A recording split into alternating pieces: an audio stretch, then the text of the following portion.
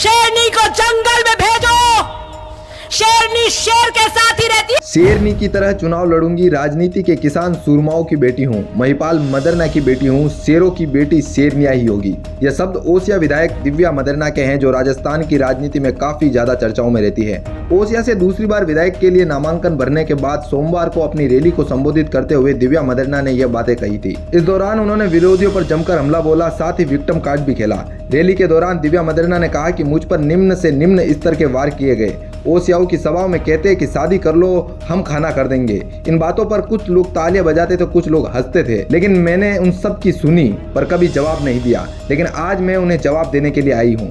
उन्होंने कहा कि जरा सोचिए, अगर आप जेल की सलाखों में हो और आपकी बेटी बाहर शादी बनाए। उन्होंने कहा कि मेरे पिता, उनका दर्द और उनकी सेवा मेरा पहला कर्तव्य है। इस दौरान वो कई बार भावुक भी हो उठी।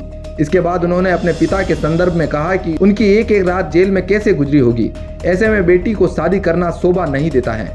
मेरे भाग्य की लकीरें में शादी करना नहीं लिखा है, क्योंकि मेरे भाग्य में सेंट्रल जेल लिखी थी। मैंने 10 साल वहां पर फेरे काटे हैं। पिता की सेवा करना ही मेरा कर्तव्य था। मुझे चुनौती देने वाले अपने गिरेबान में झांक कर देखिए। इस दौरान उन्होंने विरोधियों पर जमकर निशाना साधा और जोश भरा अपना भाषण दिया। आपकी जानकारी के लिए बता दें कि दिव्या के पिता महिपाल मदरना प्रदेश के बहुचर्चित भवरी देवी हत्याकांड में वर्ष 2011 से जेल में थे। वे 10 साल तक जेल में रहे। यहीं उन्हें कैंसर हो गया और वो कैंसर 4th स्टेज पर पहुंच गया। वर्ष 2021 में उन्हें इलाज के लिए जमानत भी मिली, हालांकि वे कैंसर की जंग में हार गए। आपको बता दें कि 6 नवंबर को दिव्या मदरना ने नामांकन किया। इस नामांकन से पहले वे जोधपुर जेल पहुंची। यहां पहुंचकर उन्होंने एक खास कनेक्शन बताया। मदरना ने अपने भाषण में कहा कि मेरे भाग्य की लकीरों में नहीं लिखा है, क्योंकि भाग्य में लकीरों में सेंट्रल जेल लिखी है। उनका यह वीडियो काफी ज्यादा तेजी से वायरल हो रहा है। दरअसल दिव्या मदरना नामांकन से पहले अपनी मां का आशीर्वाद लेकर रातनाडा स्थित मंदिर पहुंची। वहां भगवान शिव, श्री गणेश और देवी की पूजा अर्चना की। सच्चाई माता मंदिर के दर्शन भी किए और दिव्या सिमरथा बाबा समाधि के स्थल पर भी पहुंची और इसके बाद अपना भाषण दिया।